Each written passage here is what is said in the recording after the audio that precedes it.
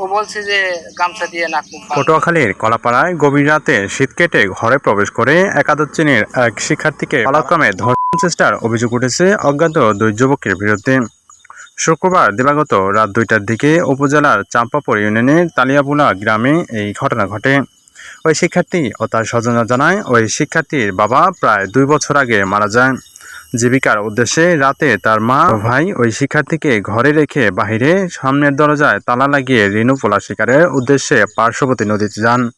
রাত 1টার দিকে দুই যুবক শীত কেটে ঘরে প্রবেশ করে তার ইচ্ছার বিরুদ্ধে পালাক্রমে জোরপূর্বক ধর্ষণ করেন।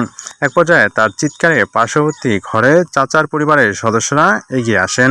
তবে তৎক্ষণিক সেই অজ্ঞাত দুই যুবক পালিয়ে যায়। মাথার ধারে একজন ছিল, পার ধারে একজন ছিল, আমি তো অজ্ঞান ছিলাম। হ্যাঁ, ওরা যে কি আমার করছে আমি কিছু কইতে পারি না। আর ওরা এগুলো ধরে দেখি অনেক ঠান্ডা ঠান্ডা পড়ে, তারপর কই কি তাহলে কিছু করছে। আমি আমার তো অনেক কিছুই করছে। হ্যাঁ, এবার আমার বডি নিয়ে কইতে আছে তুই এই সারা রাত আমাদের সাথে থাকবি।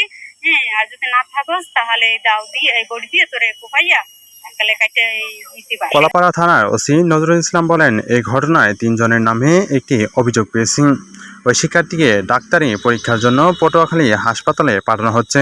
তবে রিপোর্ট পাওয়ার পরপরই আসল ঘটনার তথ্য বের করা যাবে।